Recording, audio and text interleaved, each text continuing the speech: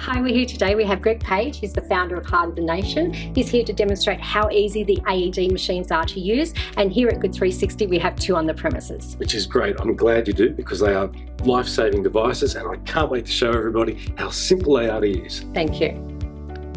All right, so let's have a look at when and why you would use an AED, or automated external defibrillator.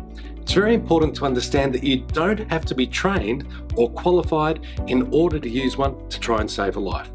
You use an AED when somebody's in cardiac arrest. That is, if you find somebody who's not responding, call 000 straight away. If you can't wake them up, if you can't get them to stir, that's when you call 000. If they're not breathing, that's when you start CPR and use the AED. So let's have a look in some detail right now. All right, so I've just seen or found this person collapsed on the floor. The first thing I need to do is to look for danger and make sure that everything is safe, because we don't need another casualty. We've got to make sure that the scene around the person is safe. Is there water that needs to be taken care of? Is there electricity that needs to be taken care of? Are there things swinging overhead? Are there things moving about? We need to make the scene safe, particularly if there's electricity involved. So before we check for a response, make sure the area is clear. The next thing that we do once we've checked for danger is we do check for that response. We want to see if the person is responding. Before we do that, we want to touch with the back of our hand. We're going to touch the patient with the back of our hand, because if they are connected to electricity, if we touch with our palm open, our muscles will contract and we'll be latched onto that person as well, and we will become a potential second victim. So touch the patient with the back of the hand. That's enough to feel if there's any shock or spark there, and you can then determine what needs to happen next. If there's nothing there, we can check for another response by using audible cues. Hey, can you hear me? Can you hear me? C. Open your eyes. O. What's your name? W. And squeeze my hand. Hold their hand and say, squeeze my hand. C-O-W-S. Cows. Cows can help us save lives. Can you hear me? Open your eyes.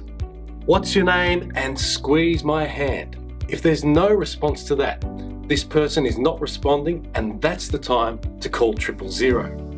Once you're on the phone to 000, they'll probably ask you some more questions like, is the patient breathing normally? Normal breathing is what we all do just casually every day. It's quiet, it's effortless, and it's easy. If this patient is struggling to breathe, if it sounds like they're snoring, if it sounds like they're gasping for air, well, that is not normal breathing. So combined with the fact that they're not responding and they're not breathing normally, now is the time to start CPR and to use an AED. So make sure you get an AED on the way as soon as possible, preferably as soon as you determine that they're not responding. Call 000 and send for the AED. So let's have a look at CPR now. The reason that we do CPR is to actually move blood around the patient's body. It's not to resuscitate the patient. Not many patients will resuscitate with CPR alone. You do need the AED to resuscitate the patient. But CPR is about being the manual or external pump for the patient's heart, because the patient's heart is no longer beating. If they're not responding and not breathing, there's no blood getting to their brain or to their lungs. They can't breathe, they can't talk, they can't move. We need to pump that patient's heart, and we do that by kneeling down next to the patient. Keep your knees about shoulder width apart. Place the heel of one hand right in the center of the chest. So if you draw a line between the nipples on the chest and straight down the center, that's where you're going to place the heel of one palm of your hand, just like that.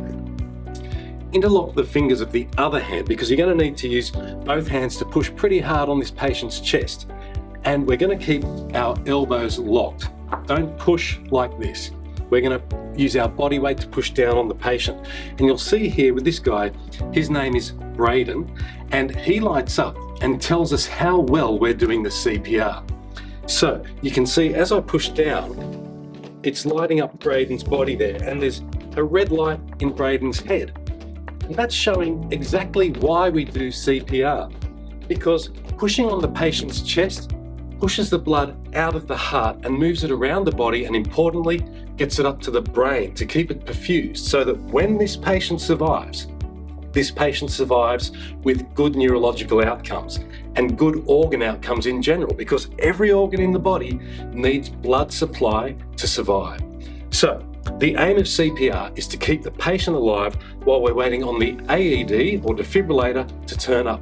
Now, a lot of places don't have an AED, but here at Good 360, there is an AED. So as soon as somebody collapses, get that AED out as rapidly as possible, get on the phone to 000, start the CPR, and that will keep the blood moving around the patient's body.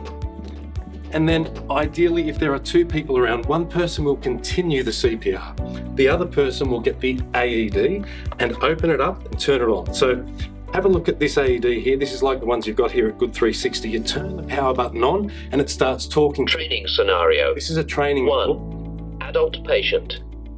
Call for medical assistance. The great thing is it tells you exactly what to do. Remove clothing from patient's chest to expose bare skin. Okay, we're lucky in this case, Braden gets around half naked. Call green tab to remove pads. Okay, we're going to pull the pads out here now, because importantly, on the pads it shows you exactly where to place the pads.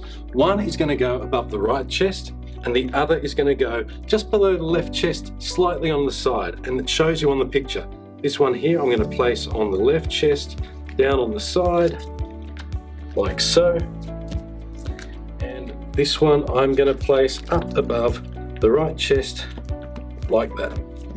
Now, the reason why it goes across there like that is because the AED is going to send a shock from pad to pad right across the heart, and it will stop the heart, because what's happening in cardiac arrest is the heart is not beating properly. It needs to restart again and beat on its own so that it can pump the blood around the body and that people don't have to do CPR. So once we have the pads on, the AED will continue, and the amazing thing about these devices is it does all the work for you. It reads the heart rhythm and will only shock the patient if they need to be shocked. So very importantly, we become the team members, the AED becomes the team leader. If you can listen to instructions and follow instructions, you could help save a life. So let's start it up again. Pull green tab to remove pads. Assessing heart rhythm. Okay, here it goes. Do It's not assessing the touch heart the rhythm. patient. Now, when it says don't touch the patient, do exactly. Analyzing. Do Stand not back. touch the patient. Stand clear of patient. Takes a little bit of time, but it's Shock important. advised. It's saying shock Stand clear advised. So of patient. this patient is shockable.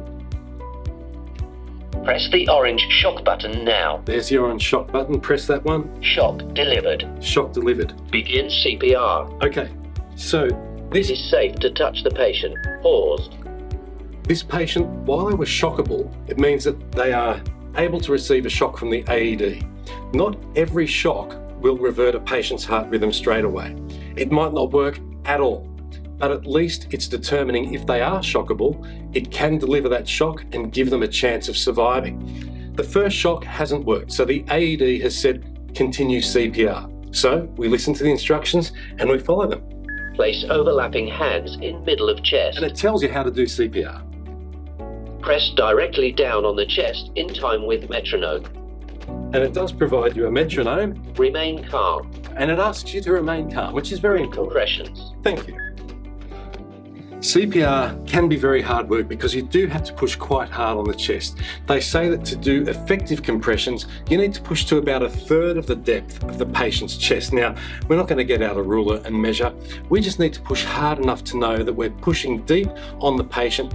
You probably will hear some cracking sounds. That'll probably be the ribs. But I can assure you that if this person wakes up in hospital with broken ribs, that is the least of their concerns, because they will be so grateful that you've helped them survive. So let's get back to it and see if we can help Braden here.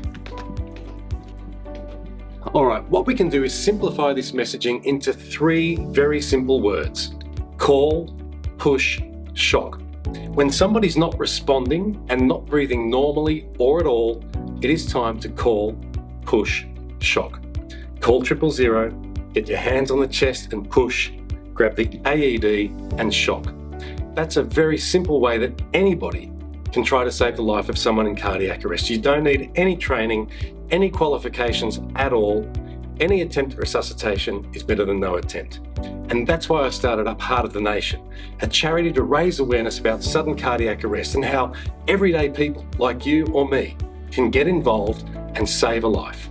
Thanks so much for showing us how easy the AEDs are to use. If you want some more information, just head to Heart of the Nation.